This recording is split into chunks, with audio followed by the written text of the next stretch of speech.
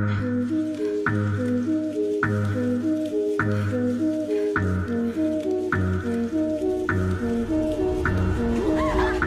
ာင်မလေးကမှန်ပေါ်လက်ဖိလိုက်တယ်ပြီးတော့နီးကပ်လာပြီးမှန်ထဲကကိုရိတ်ကိုနမ်းလိုက်တယ်အဲ့ဒီခိုက်တက်မှာပဲသူတို့ဝိညာဉ်တွေအပြန်လန်ပြောင်းလဲသွားခဲ့တယ်ရှက်တက်ပြီးမတက်တဆဖြစ်နေတတ်တဲ့ရောက်လာခဲ့တယ်။ကျောင်းကိုပြန်သွားတဲ့ပထမနေ့မှာပဲသူမကိုနှစ်ပေါင်းများစွာအနိုင်ကျင့်ခဲ့တဲ့ကိစ္စတွေကိုချက်ချင်းရက်တက်လိုက်တဲ့နှစ်ရှည်လများစုပေါင်းထားခဲ့တဲ့တိခတ်မှုတွေအားလုံးတစ်ခါတည်းပောက်ကွဲထွက်လာသလိုပဲသူမကိုသူငယ်ချင်းလို့ခေါ်ကြပေမဲ့မုန်းတီးစွာကြည့်နေတဲ့မျက်လုံးတွေတောင်ဒီပိုးတဲ့အစ်စ်ကိုမလှုပ်ရှားစေနိုင်တော့ဘူးအရင်ပင်များဆိုရင်တော့အခြေအနေတင်းမာလာတာနဲ့ခေါင်းကုန်ပြီးတောင်းပန်နေကြအခုတော့မဟုတ်တော့ဘူးနောက်ပိုင်းပိုးရကလေးကျင်ကန်ပြင်းပြင်းထန်ထန်လုပ်တဲ့သူငယ်ချင်းတွေလှုပ်ရှားသမျှကိုလင်းယုံတကောင်လိုစောင့်ကြည့်နေပြီးသူမရဲ့လက်စားချေဖို့လမ်းစီစဉ်နေခဲ့တဲ့ရန်နှဲငယ်ကြပြီးနောက်သူတို့ဟာစွန့်ပစ်ထားတဲ့စကိတ်ကွင်းတစ်ခုမှာတွေ့ဆုံကြတယ်ပိုးရဘလောက်တိုးတက်လာလဲမြင်လိုက်တာနဲ့သူမသူငယ်ချင်းမျက်လုံးတောင်ပြူးသွားတယ်တကယ်ပဲလူတစ်ယောက်အခြားတစ်ယောက်လိုပြောင်းသွားတယ်လို့ပါပဲပိုးရကအေးဆက်တဲ့မျက်လုံးနဲ့သူမကိုစိုက်ကြည့်တယ်အဲ့ဒီကြည့်နေတာကတကယ်ကိုကြောက်စရာကောင်းပြီးဖိအားပေးတယ်သူငယ်ချင်းကစကိတ်ပေါ်မှာလက်ကွက်လာလာတွေလုပ်ပြီးသူမကိုကြော်တက်ဖို့စ조사တယ်ဘလောက်ခက်ခဲဖြစ်စေပိုးရကလှုပ်ရှားမှုတိုင်းကိုပြည်စုံစွာလိုက်နိုင်နေတယ်နောက်ဆုံးလက်ကွက်ကြီးလှုပ်ဖို့စ조사တဲ့အချိန်မှာပိုး